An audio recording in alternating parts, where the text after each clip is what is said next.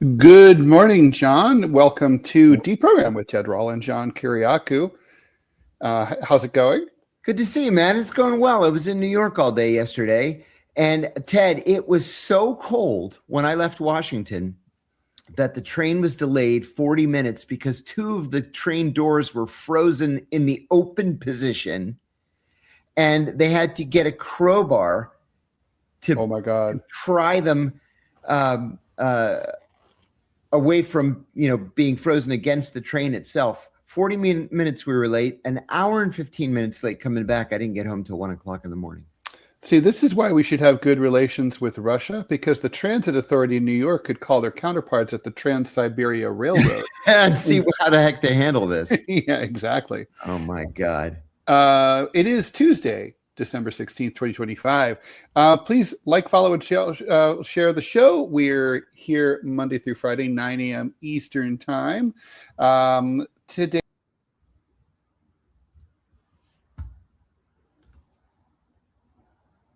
What happened?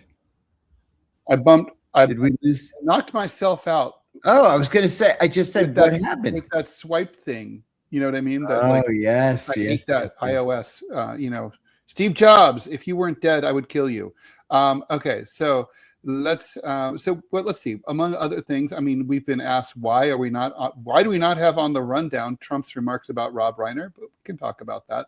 So today, so we have this near miss over the skies over Venezuela. Apparently, U.S. planes are flying around without transponders over there, and a JetBlue plane had a near miss with a U.S. military refueling plane, and the JetBlue pilot is furious and saying that basically the U.S. is being reckless and it's outrageous. Chile just became the latest country with a right wing in Latin America with a right wing president. Trump just designated fentanyl as a weapon of mass destruction, and there's a new lady head of MI6, Blaise Metreweli. I think I'm pronouncing her name correctly. Anyway, so she just gave an important policy speech, and her emphasis was, unsurprisingly, but maybe I am surprised that it was unsurprising, just basically Russia, Russia, Russia. Yeah. So anyway, and we have some questions already in the chat. So I like this first. I would just go straight to this question if you're okay with this, John. Lauren Featherston is asking, says she loves the show. Thank you. Thank you. How would we rate and grade this administration's first year in office? You can see why I like this question. I'm going to let you answer it then, because well, you need to give it straight A's. Yeah, I have to. Yeah. Go for it. Okay, so I think there's obviously, it depends on what metric you're looking at. Are you looking at it from a standpoint of American history? Are you looking at it from a standpoint of effectiveness? Are you looking at it from a standpoint of, what do the American people want and need? Are you looking at it from the standpoint of what did the administration have in mind when they first came in, and have they accomplished it, and are they close to accomplishing it? I'm going to start with the last one first. The administration had a very ambitious agenda, and basically their primary strategy has been to do everything that they can with as quickly as possible without bothering to with Congress and basically let the chips fall where they may. It's an interesting, very untraditional approach to governance, and I would say right now the jury is still out, but I think that they've made a lot of big sweeping changes that are going to, in the long run, be easy to replace because they weren't enacted with congressional approval, and because they weren't enacted with the support of the public. There was no buy-in really, and things that you do quickly without getting popular buy-in tend to be easy to get rid of. So we'll see. I guess the point is, it's like Zhou Enlai. It's too early to tell, but I'm pessimistic. I would say that the administration is probably not likely to leave sweeping changes behind it. And then in terms of whether it's good for the American people, I think it's been I would have to say the letter grade there would have to be a D. And we'll talk about the new economic statistics just broke just as we were going on the air. We're up 41,000 or 46,000 jobs, something like that.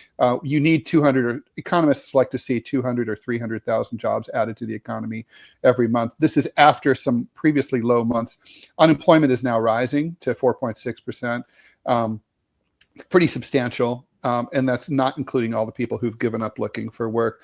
I think this administration has taken its eye off the ball, which was the economy, and they that's why they're here. That's why Biden lost, and I think also their execution on the immigration issue has been lacking, because it's been basically like, let's go with the low-hanging fruit, the people dropping their kids off at school and the day laborers at Home Depot, and that's not what the American people wanted to start with. They wanted to start with the scumbags, the rapists, the murderers, the gangbangers, and that's not what they're doing. So I would say, incomplete on the first metric, probably like a D on the second. It's not too late to turn it around, though, by any means. I mean, it's, they have pretty much the next 6 months, I'd say, to get their act together. They could fix a lot if they got serious on healthcare. They could really staunch the bleeding. I'm going to add to that too and say that I think the reason why the administration hasn't done better in this first year of the second term is the complete and total failure of the Republican leadership in Congress. There was a piece in the Washington Post this morning, Ted, saying that, and I'll preface it by saying, you remember Republicans used to jump up and down because Barack Obama was signing so many executive orders. Donald Trump set a new record in his first term, signing more than double the number of executive orders that Barack Obama ever signed. And he's doubled it again by signing more executive orders in his first year of the second term than he signed in his entire presidency in the first term. So he's having to do that. I'm not blaming Donald Trump. He's having to do that because Mike Johnson is the weakest and the worst Speaker of the House in American history. That's true. And because there is no stomach on the Senate side to initiate legislation. So he's got to do it by executive order. But one other thing, Robbie said in our private chat that as a conservative, he ranks the first year of the second term as a failure. And I'd love to hear why. Okay, well, let's bring... Yeah. All right, Robbie, let's hear. Hi. Well, I mean, first of all, what Trump did is that he ran as a populist and he's governing as a Republican. We didn't elect a Republican. That's a good point. We elected someone who went in with the promise of blowing the system up and starting over with the hard reset. And the promise that he had was that he was going to listen to the voices of the normal everyday worker. That was what he ran on. That's why the man had the support of what he had. Right wingers like me, people are moderate. Even people on the left came out and they supported Trump. And that's true. All three times that he ran. Mm-hmm. That is true. But he governs as if he's just a typical Republican. So it's just, at this point, what's the point of having the man? What has he changed fundamentally? What has he done? He's gave us more debt. He's created more inflation. He's strengthened the power of the executive. If you want a small government Big like time. I do, that's the last thing you should ever want. Well, to he's have militarized the streets of American cities. That's been the main thing that has affected, I think, from an ordinary American perspective. If you live in a city, you're now likely to see National Guardsmen or ICE guys on a raid. Yeah, and that's something else. So, personally, I support what ICE is doing. I think it needs to be done. But I'm 100% opposed to a militarized police force. I don't want to live in the Soviet Union. So let's not do that. Mm-hmm. By the way, the Soviet Union didn't really have a militarized police force. Their cops were not on, didn't have guns for the most part. They just carried like billy clubs. Stand around. Yeah. With and maybe a flashlight. I'll take y'all's words for it. That was never there. But. Yeah. All right. Even though they were called the militia, it's just a misnomer. Okay. Let's do another question. This one. I referred to this. Ryan Heyman says nothing in the rundown about Trump basically tap dancing on Rob Reiner's still warm corpse. Yeah, that was not cool at all. Tasteless beyond belief, even by Trumpian standards. Yeah, it was low. And people in the Trump orbit are speaking out against it. It was classless. I mean, the thing is, it's sort of like, okay, so Rob Reiner was a big Democrat, sure. Right. But like, I know basically Donald Trump likes to make everything about him. And this was that. That's what this was about. And I mean, in that sense, it worked.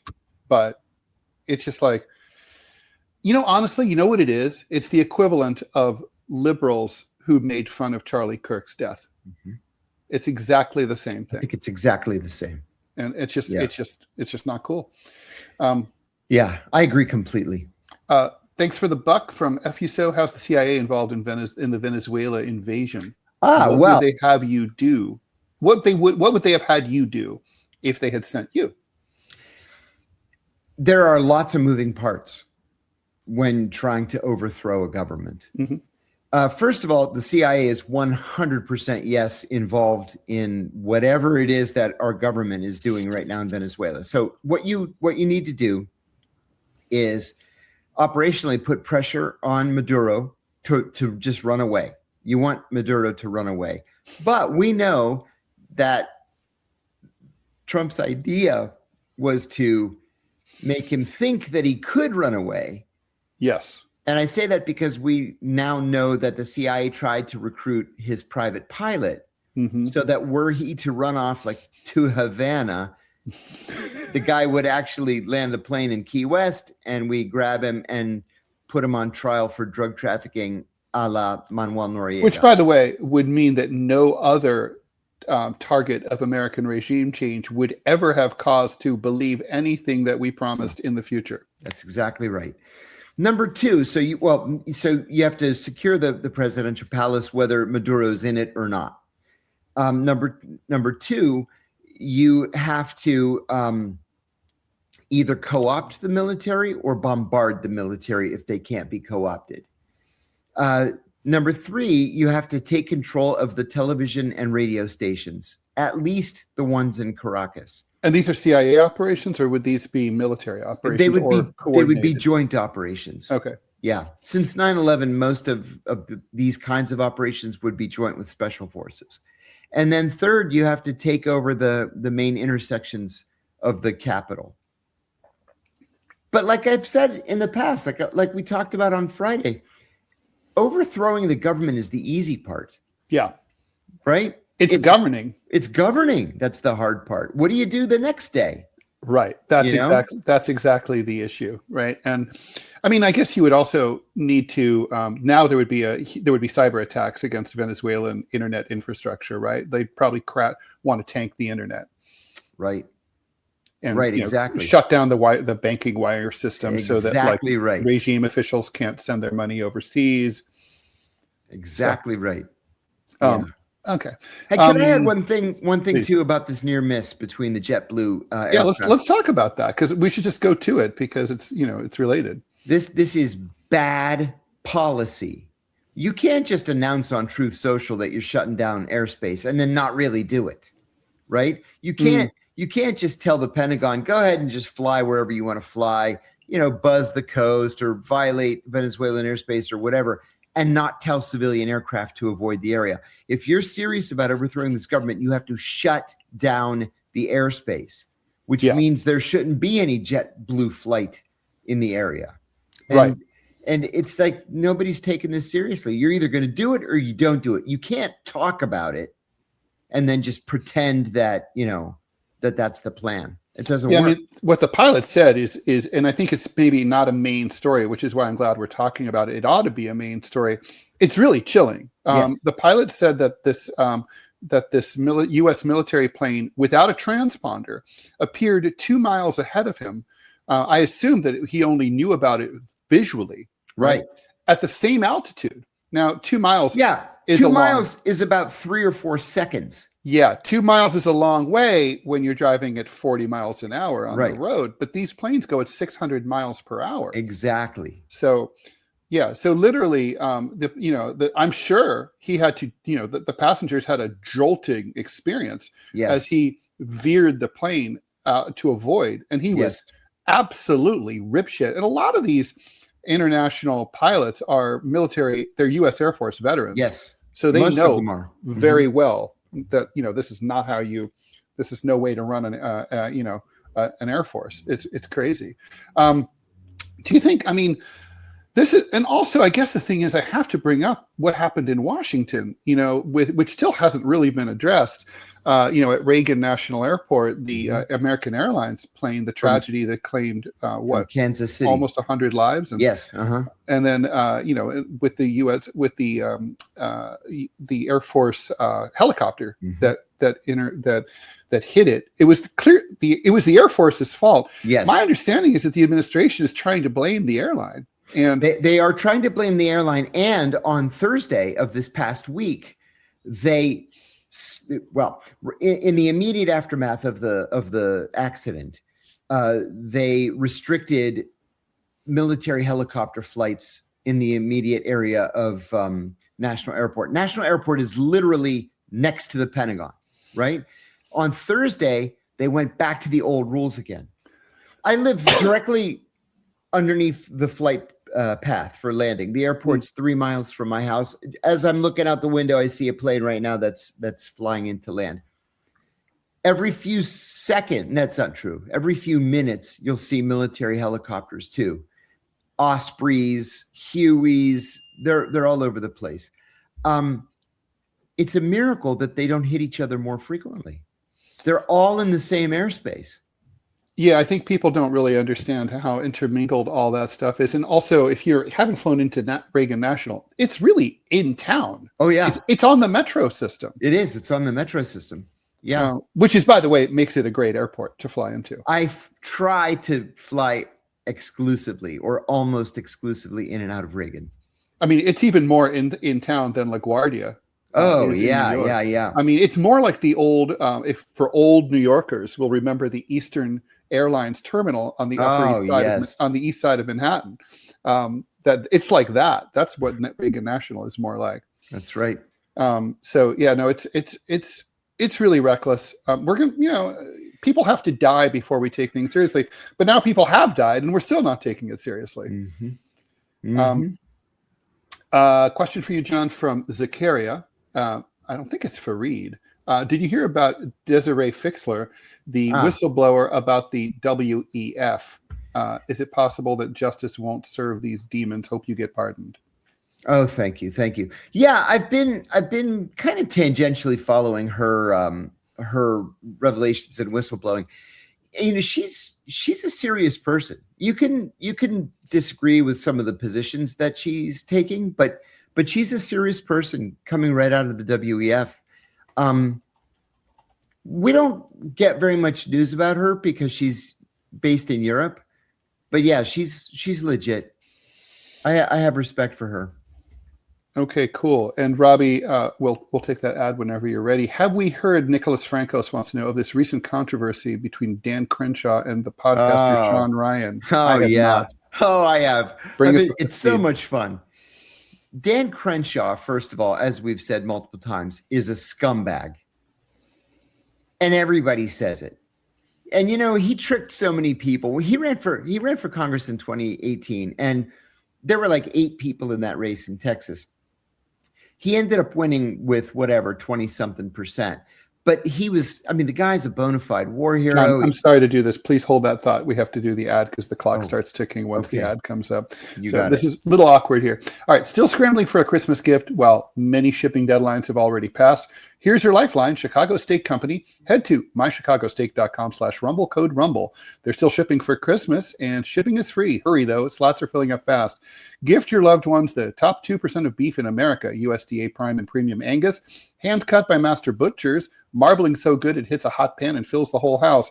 That buttery meat goodness, you know the one. Spend $229 and they'll throw in 6 free ribeyes plus free shipping, $240 in premium steak on the house. Your gift shows up in a black and gold box packed with dry ice. They crack it open, vapor rolls out, instant Christmas morning feel. Skip the sweater, give them something they'll actually remember. mychicagosteak.com/rumble. Code RUMBLE, RUMBLE. Sorry, Scott. Sorry, John. Please go ahead. That sounds delicious, by the way. It does. Anyway. I know. Every time I hear that ad, I'm like, I haven't had any breakfast, but I didn't have much to eat this morning. I'm like, it makes me hungry. All I had is my quadruple shot of espresso. So anyway, Sean Ryan and Crenshaw. So Crenshaw, he's got the patch over his eye. He just got back from Afghanistan. He's a war hero, SEAL Team 6. So he ekes out a win in the Republican primary. It's a solidly Republican district. He wins election easily. He has won re-election ever since 2020, 2022, 2024.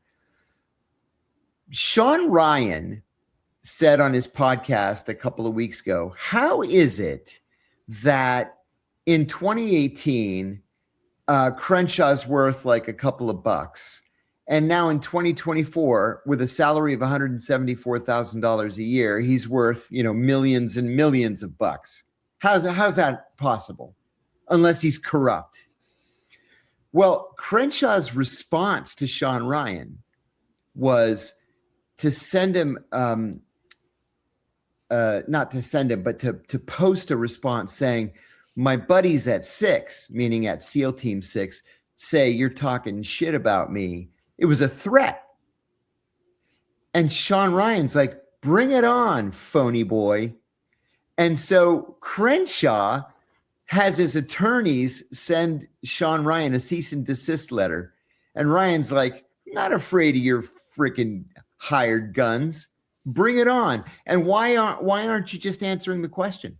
If you make $174,000 a year as a member of Congress, how are you all of a sudden worth millions and millions of dollars? Unless you're corrupt. I want in on that secret. Seriously. So the funny thing about Sean Ryan, I follow him on Facebook. He's posting everything, like every scrap of paper he gets from the lawyers, from Crenshaw's lawyers, he posts it and mocks it. Every text message he gets from Crenshaw threatening him, he posts it and mocks him. And it's like Crenshaw, my beef with Crenshaw. He's just he's a profligate cheater, womanizer, just a disgusting human being. I have zero respect for this guy. Tell us how you really feel, John. Yeah. I'm very sensitive to the issue of cheating. Finish Leica. Quite frankly, I don't think this is a comment. I don't think U.S. political elites care about the economy. It'll always be good enough for themselves either way. Yeah. That's true. I agree. Whenever you read accounts of the history of the Great Depression, there's always these people who, they lived during the Depression, not in the Depression, really rich people who, they were having a great time. Everything was cheap and their money went further than ever. Phil Chatz, I don't understand why people often praise the failure of the other party. If a Trump or a Democrat is successful, we as Americans are successful. As a Robbie ally, we are frustrated because we're waiting. I'm with Phil on that. I would love to see President Trump or any Republican succeed. At this point, I almost have to include Democrats because I don't like them either. As whatever. Please succeed. Please. Yeah, please. I want our leaders to succeed. I don't care what the party is. But I'll add another thing too. Lately, the Democrats have taken to exclusively complaining about Donald Trump. No new ideas, no new programs, no new policies, no new legislation, nothing. Yeah, and their complaints about Trump tend to be very vaporous, right? Yes. Like about his style, or he's rude, he says mean things about Rob Reiner, or he threatens democracy in some kind of vague, undefined way. It's not we're not having. That's what frustrates me. We don't have policy debates in this country. No, we don't. And it's crazy. And part of the reason is, I think, first of all, let's look at the Democratic leadership in the House of Representatives. Hakeem Jeffries is already a failure. Yeah. Already. There's literally nothing different about his leadership style or his ability to promote policy from what we saw with Nancy Pelosi. Except Nancy Pelosi was better at keeping her caucus together. Yeah. That's the only difference. There was a piece in the Times, I think it was over the weekend, talking about the discharge petition, right? You and I had a conversation ages ago about discharge petitions. And I said, that one of the most recent ones that was successful was in 1986, and it was on Social Security tax, right? They were exceedingly rare. There have been 6 successful discharge petitions in the last 12 months. That's crazy. And it's because there's no leadership. Right. And so not independent, but individual members of Congress are sponsoring discharge petitions just to get stuff out of committee. I mean, John, if I could snap my fingers and be a member of Congress without having to run or anything, I still wouldn't want the job. No, I wouldn't want it. Yeah. No. Yeah, there's like literally, it's like, it's pointless. It's a waste of your time. There's like literally nothing. And a lot of people have quit recently and said exactly that. That's right. Manya the Cat's asking if there's any chance we can get a Perplexity sponsor for your and our shows. That would be very greatly welcome. Yes, it would be welcome here too. Yeah, I'd love it. Wolfen Fighter wants to know, how is Greece's relationship with Albania? I know a little bit about the relationship with other neighbors, but I have no idea about Albania. It's correct, as they say, not warm, but it's correct. That's a very European word. Yeah, things really went down the toilet in 1991 when Prime Minister Antonis Samaras, he was a member of the Conservative Party. Now he's the leader of his own little, like, very conservative party. He opened the border. Enver Hoxha had died in 1986. The communist government fell apart. Samaras opened the border, and more than 1 million, it was like 1.2 million Albanians crossed the border and entered Greece looking for work. That was a trauma at the time because it put Greeks out of work, and because Albanians were, for the most part, undocumented. They drove wages down. Sometimes they didn't get paid at all. It was a big mess. Well, here we are now, almost 2 generations later, 1.5 generations later, and they're an integral part of Greek society. In fact, most of them that came were ethnic Greeks anyway. And the reason I'm bringing that up is that that's what the problem is now in relations between Greece and Albania. The southern third of Albania is not called Albania in Greece. It's called Northern Epirus province because it's traditionally claimed by Greece. It's ethnically Greek for the most part. The mayors of the towns have Greek names. The Greek Orthodoxy is the religion, while the rest of Albania is Muslim from Ottoman times. Are the signs in Greek, or? The signs are both in Greek and Albanian, yes. Okay. And so the Greeks are constantly putting pressure on the Albanians to lighten up on the ethnic Greek community. They're harassed, they're discriminated against. Frequently, ethnic Greek political leaders are jailed. A lot of those mayors are in jail now. So it's difficult, but both sides realize they have to live with one another. And I mean, and obviously, temperamentally and politically, those countries couldn't be more different, right? Seriously. Yes. Okay, so I want to pick your brain a little bit about the Chilean election results. Yeah. So José Antonio Kast basically has replicated a sort of Latin American Trump kind of anti-immigrant, anti-crime kind of template. Obviously, the politics are specific to Chile, but now it's Chile, Argentina, Paraguay, Peru, Bolivia, and Ecuador are all right-wing countries. Obviously, the biggest one of them all, Brazil, is left-wing. Yep. So Latin America tends to go in waves politically, right? In the 70s, it was right-wing military dictatorships like Augusto Pinochet, and then in the the aughts, we saw the whole Lulu kind of left-wing Hugo Chavez kind of thing, and now we're pivoting back right. What's going on in Latin America? Chile is unusual in this respect, in that Kast's election is a result of the Chilean people just being tired of corruption. The left has been just notoriously corrupt, and people are tired of it. And so here's this would-be strongman saying, give me this election and I'm going to clean the place up. So I think that there's not necessarily any great love of the right or the far right in Chile so much as it's this anger with the left for just being a bunch of crooks. But you're right. You're right about waves. And there's something to be said about Milei in Argentina. Yeah. He's a right-wing populist. He's made nice with Donald Trump. Trump sends $40 billion in bailout money. And the Chileans are like, hey, I'd like to have a piece of that. That pisses me off. It really does. I mean, we have people in this country. I mean, like, even as we speak, John, you and I are both renewing our health insurance through the Affordable Care Act. And there's no subsidies for you and me, right? And it sucks.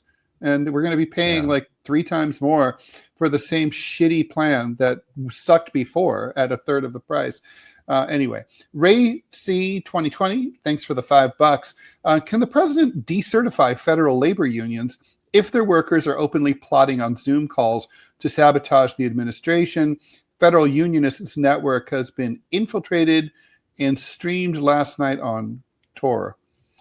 Interesting question. So a couple of weeks ago, Donald Trump signed an executive order, which he does almost every day, banning the federal union AFSCME from the federal workspace. And interestingly enough, I just read the executive order yesterday because I wrote an op-ed that included it. He specifically said that he didn't want to allow prison guards to be unionized. That's what started this whole thing. It's all about the prison guards. So the answer to the question is it's unclear. It's unclear whether he can decertify the union. I think probably no. But he's certainly within his rights to say, I don't want any union involvement in federal contract negotiations. Who certifies unions? Is that the NLRB? Say that again. Who certifies labor unions in the U.S.? I didn't realize they had to be. Is that the Department of Labor? Is that the NLRB? What is it? Yeah, it's the American Federation of what's it called? What's AFSCME stand for? The American Federation of State. Well, that's the union. That's the union. Yeah, but who certifies? I mean, I know that, like, in order to be recognized, you have to be, as a union, you have to have a certain number of members who sign cards and are willing to pay dues and all that stuff. Yeah. But who does that? What labor? I mean, it seems a little silly to me. It's almost like, so in the same way that, like, if we have First Amendment rights, why do we have to get a parade permit to have a demonstration on the street? Yeah. Right? From the police. I don't understand that. Either you have First Amendment rights or you don't. And if we have the right to organize and collectively bargain against our employers, why do we have to go to the government to get permission to be recognized as a real labor union? Why can't we just do it? It doesn't make sense. That's a good question. And federal workers, listen, you know how stridently pro-union I am. I'm very proudly, again, a union member right now. I just paid my dues a couple of weeks ago. Very proud to be a member of the union. I was a member of the United Food and Commercial Workers Union. My mom was in the American Federation of Teachers. My dad, the National Education Association, and the American Brotherhood of Musicians. My grandfather on my dad's side, the American Brotherhood of Meat Cutters and the Steelworkers Union, and my grandfather on my mom's side, Steelworkers Union. So long union tradition in my house. Clearly. I never joined the federal union because federal workers are forbidden from striking. Mm-hmm. So there's no point. And by the way, I don't think federal workers should be forbidden from striking. No, I agree with you. I mean, it's like that's then at that point you've got slave labor. Exactly. You should always have the right to withhold your labor. Absolutely, yes. So yeah, I don't think there should be any exceptions to that. By the way, I'm probably still a member of probably the most unsuccessful union in American history, the Cartoonists Union, and they had a national strike back during World War II in the 40s, and cartoonists were quite rich, and there were a lot more of us. There were thousands and thousands. Anyway, the thing is, as soon as they basically all turned into scabs. As soon as the jobs opened up, they're such a bunch of lone wolves. They just decided to just take whatever jobs they could get. So it sucks. No solidarity in the cartooning world. Yes. So, all right. Let's talk about this Trump declaration of street and fentanyl as a WMD. So yesterday, also at the same time, it's worth noting that the U.S. military blew up 3 more alleged drug boats, this time in the Pacific Ocean. According to the Pentagon, they killed at least 8 unknown civilians, unidentified people, supposedly narco traffickers. And they're not calling them narco-terrorists in this particular press release. So, I mean, John, the thing that I keep coming back to is, I don't understand unforced errors, right? So this president ran successfully in a Republican primary against the Iraq War after the fact. And he basically, we all know how the Iraq War started out, predicated, the excuse that was that Saddam Hussein had weapons of mass destruction. We know that wasn't true. And it was all a lie. And we now know the war was a huge mistake. Well, here we are in Venezuela. And again, we're going to use weapons of mass destruction as an excuse. And again, we know it's not true, but we're going to define, at least when Bush accused, Saddam of still having weapons of mass destruction, at least we knew he was talking about either chemical, biological, or nuclear weapons as defined under international law as WMDs. Here, we're redefining a drug as a weapon of mass destruction, which by definition can't be, because a weapon of mass destruction is an individual weapon that goes off and kills lots and lots of people all at once. Like, no drug can do that. So it's like, you can give drugs to lots and lots of people. You could poison the water supply with drugs. That still wouldn't make it a weapon of mass destruction. So, but I guess he can do this. And I mean, why? I guess the whole thing is, if you're trying to overthrow Venezuela, why go about it in the same way that your adversary failed to do the same thing? I don't understand it. And not only do I not understand it, I disagree with it, because declaring fentanyl a weapon of mass destruction so cheapens the process that it makes the whole process kind of laughable and ineffective. Like declaring Antifa a terrorist organization. Did you see this video? I posted it on Facebook yesterday. It's these two guys. They're both military veterans, and they're filming themselves. They go up to FBI headquarters and they said, "Hi, we're both Antifa field commanders. We want to turn ourselves in." And the FBI agent's like, "I'm not really sure what to do. Hang here." And they won't take them. They're like, "Well, the president declared it a terrorist group, and we're both anti-fascist, and so we're both from field commander." And the FBI is like, we don't know what to do. You should just leave.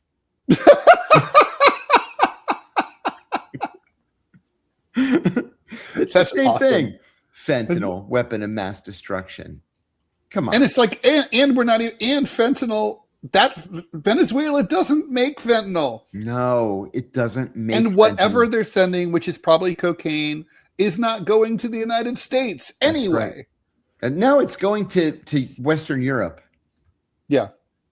It's just weird. Thanks a lot for the $20, Soden, over on YouTube. Oh, thank you. Good morning. Been under the weather for the last few days. Yeah, there's been a flu going around. A lot of people have gotten it. A lot. John, before Putin blew his former friend out of the sky, do you think the Wagner commander was a CIA asset? He almost made it to Moscow, in his march. I don't think he almost made it to Moscow, but I take the point. Right. I mean, actually, what do we think happened there? I mean, I think it's reasonable to assume that, he had like a convenient Paul Wellstone like accident. But probably, right? Yeah. I think Putin probably just shot him right out of the sky. It's like, you've got to go. The dude was a traitor. Yeah. So, okay. But anyway, so do we think he was a CIA asset? No. CIA isn't that good to be able to recruit somebody like him. They're just not that good. Is he kind of, he was also so rich. I mean, he's kind of like, doesn't have vulnerabilities, right? I mean, no, see, and that's you can't really offer him money. That's the thing. It's not uncommon to just not be able to identify a vulnerability in a person. You know, there are a lot of people that I would love to have recruited, but there was just no hook. Yeah, like if the person's like, they're not chasing pussy, they don't need money. Exactly. Or, you know, there was one guy, his vulnerability was that he was deeply in love with his wife. And the reason that was a vulnerability was because she got breast cancer. And do you want her to be treated in this crappy country we're in? Or do you want her to be treated at the Mayo Clinic? Because I can make that happen tomorrow. That's the hook. That's interesting. Yeah, no, that makes sense. That's terrifying, though. It's awful. By the way, thanks to the person who, let's see, who is this? Elliot confirms that it's the NLRB, the National Labor Relations Board. Oh, of course, certifies your union after you hold a union election. You know what? Of course it is. And we should have known that. I wasn't even thinking of the NLRB. So, no. And by the way, Robbie and you are kind of having it in the chat about unionization. Robbie says, didn't the unions fail when they allowed deindustrialization of the country? Robbie. And you commented that it was capitalists who encouraged deindustrialization that wrecked the unions. Yeah, that's what happened. The unions didn't fight back, though. No, they didn't. They didn't. They should have all gone on strike, and they should have had they should have all collaborated and worked together, and they didn't. Like in France, when there's if the postal union goes on strike, the teachers go on strike, the cops go on strike. Everything's on strike together. I'm commenting now to Robbie. He said, but the unions folded like little girls. And I just texted, that is true, unfortunately. I've talked a couple of times, Ted, about my memory of the beginning of the end in Western Pennsylvania and Eastern Ohio was in 1978 or 77 when the Youngstown Sheet and Tube closed. 77. And half of the kids in junior high school. Japanese dumping is what did it. But half the kids in junior high, their dads lost their jobs. Kids were crying in the halls. Next thing you know, they've all moved to Florida, North Carolina, and the dads all took non-union jobs. They had to. You had to feed your family. Yeah, no question. Let's talk a bit about this MI6 lady, Blaise Metreweli. She's the first. The MI6 is old. They said, I didn't realize it was 116 years old. Yeah. According to the press, she's the first woman to run MI6, and she gave a big policy speech. And basically, she went on and on and on about how the biggest threat to, I guess, the UK and to Europe in general is Russia, and specifically, it all comes down to the Russo-Ukrainian war. I thought that was I thought that was really kind of sad. She talked a little bit about AI and the how it can be used for, how it's a threat, but also how it can be useful.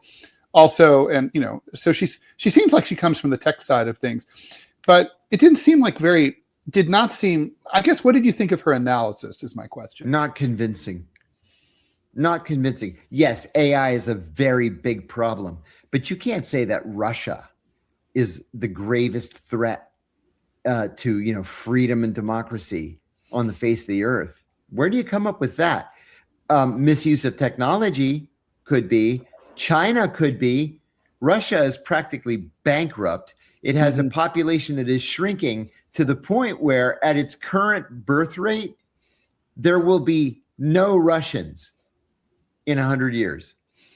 None. Obviously, that won't happen, but that is a funny factoid. And whoever's left will have a lot of room, a lot of space. Yeah, a lot of space. But no, I'm just not seeing Russia as this, in your face global immediate threat that has to. No, I'm not. I mean, do you think any nation state is even China, or is it? I think that the real threats are going to be more amorphous, like climate change, which may not be specific nation state versus nation state. That's right. That's right. At the very, very beginning of the Clinton administration, Al Gore was the guy he was the point man for intelligence in the Clinton administration. Bill Clinton wasn't even vaguely interested in intelligence. Interesting. So Gore came to the agency and he created, we have the Counterterrorism Center, the Counterintelligence Center, Counter-Narcotics Center. Now there are one or two others. But at the time, he created the Environmental Center to plan for the effects of climate change on global stability. And the day that George W. Bush came into office, they zeroed it out. That's really just yesterday we talked about this story about the lost nuclear generator in the Himalayas in northern India. That's a climate change story. It's a threat, right? Is. Because literally, if that glacier hadn't been melting, that thing could have stayed up there for another 10,000 years. It would have been no big deal. Yes, that's exactly right. Another thing, too, I remember in the very, very early 90s, there was discussion about making AIDS a tier 0 threat, right? So it would be terrorism, China, and AIDS as the three biggest threats. And the Bush people weren't interested in that either. I mean, HIV wasn't the problem in 2001 that it was in 1991 or 1993, but the Bush people just weren't interested. They're like, yeah, it's in Africa. I remember, I won't say the country, but although it's funny because Bush himself did end up taking an interest in AIDS in Africa. In the end, there was I won't say the country, but at the beginning of the Clinton administration, what spurred Clinton to do this was a report that there was one African country where every member of the cabinet was HIV positive. Jesus Christ. Mm-hmm. And they were like, how can Africa survive like this? No, it can't. Bad. Yeah. No, that's fucking insane. Yeah. I also have to give Bush some credit for, when apparently he had a pandemic white paper that he put together that kind of anticipated a lot of the stuff. I guess nobody read it after it came out. It's too bad we really weren't ready for COVID. And we should have had warehouses full of masks. That should have been, seriously, we should have had boxes with the old civil defense logo full of masks landing on every doorstep in America like the day it started. Indeed. Thanks for the €5, Rod and Goo. We don't have Rumble here in France. We can make it hard to support the show when I can't catch up with you live on YouTube. Well, we do take PayPal. I'll put the PayPal. It's also our email address, so you can reach out. It's you can PayPal us via deprogrampodcast@gmail. I put it up on the screen. It's deprogrampodcast@gmail.com. And Nick Brachia 76, thank you for the $5 and thank you for that question. John, have you considered developing a one-man show, something that could tour, similar in form, not content, to what Mike Tyson did, starting in February, baby?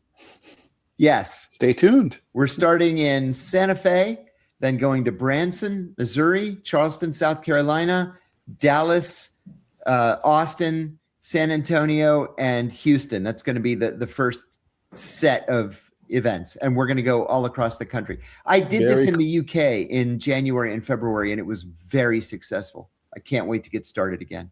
Can't wait. Very, very cool. Five Hokies says Robbie would likely be a great union leader. I think that's true. I think that's true. Yeah, I think that's true. Yeah. Mm-hmm. Robbie, you want to run a union? If you go on strike against you, that we'll have you droned.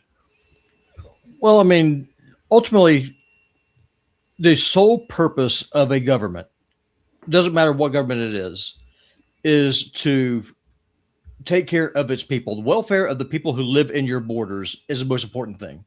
Mm-hmm. And no one can explain to me why outsourcing all your jobs, your industrial capacity, while at the same time you're throwing your borders open, depressing wages is a net benefit for your people. If you want to destroy your country, that's how you do it. Yeah, no, I had to sort of guess this because it's never been explained to me either, Robbie. The only advantage of deindustrialization, and it wasn't pitched this way, to me would be less pollution. That's about it, maybe. I mean, no one ever claimed that. Well, I guess if you have record high suicide rates and you have 100,000 people dying every year from drug overdoses, I guess you can make that claim. But hey, that's where we're going to get our fertilizer. No, but also though, serious question. Y'all both older than me. Y'all both been in New York. I've never been there. Is New York cleaner now than it was 40 years ago? Well, I was here 40 years ago. 40 years ago, yeah. And that's we're talking about 1985. Yeah. I'm serious. Is Washington D.C. You don't think so? In the Washington 80s? D.C. Not in the 80s. Things cleaned up in the 90s for sure. But the 80s were gross. Yeah, the 80s were pretty gross. I mean, because it was a hangover from the bankruptcy in the 70s and all that. It's cleaner now. That's what he's saying, right? Or did I misunderstand? No, I think. Go ahead, Robbie. No, what I'm asking is it clean? Is New York City or Washington D.C. or any major city, is it cleaner now in terms of just trash, garbage, wet destruction? Is Washington, it cleaner now? Absolutely, yes. In Washington. Well, you know what the big difference is there's no newspapers anymore. That's newspapers used to be everywhere on the street. People would just throw them on the ground, and like they used to start track fires in the subway like all the time. And they're not here anymore. So the way I've always thought about this, and y'all could, and I could 100% be wrong on this.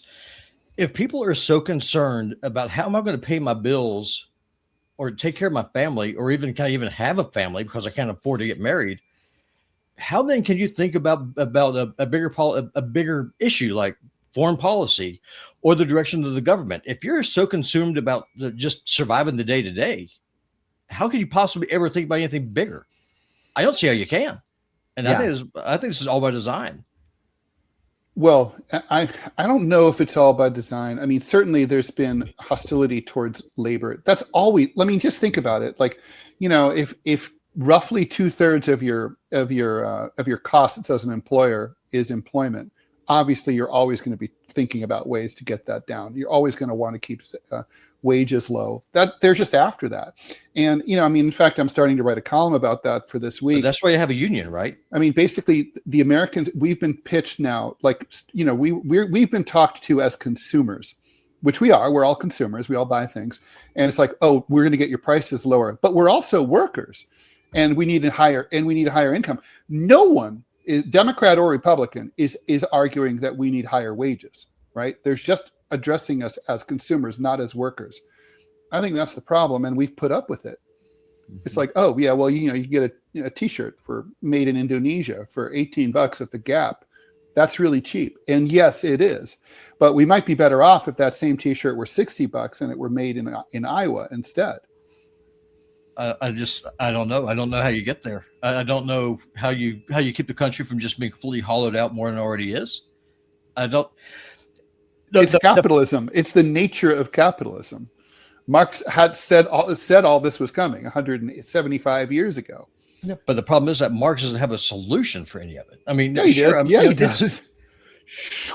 Yeah. And what does that mean? So basically, the workers have to control the production. Workers are their own bosses. But that's my point. I mean, that's why I have a union. Yeah. And when all those jobs are hollowed out, honest to God, seriously, serious question. Where was the automotive union? Where was the steel union? Where were all these different unions? They were getting corrupted and paid off and bribed. Then Marx is wrong. Because the unions are supposed to be owned by the workers. That's the whole point. That's why you pay dues. But you can't have like a little island of Marxism in a sea of capitalism and expect it to live. And that's what a union was, a little island of socialism surrounded by a vast ocean of, shark-infested capitalists. You know what I mean? We should this as a Rumble Premium episode one day. Because yes, I'm serious. I want to learn about this. Because my biggest enemy, it's not China, it's not Russia, it's not North Korea. My enemy are John, they're 2 miles away from your house. Yeah. Those are the people that I hate. Honest to God. All right, Yep. Robbie, we'll take this up later. Okay, so thanks everyone for tuning in. You've been watching DeProgram with Ted Rall and John Kiriakou. We're here Monday through Friday, Eastern Time, 9 a.m. We'll be back tomorrow. Tomorrow is Wednesday. John, always a pleasure. Good to see you, Ted. Please stay tuned on Rumble and tune in on TMI on YouTube to the TMI show with me, Ted Rall, and Manila Chan. And we'll have a lighter take on the news. See you later.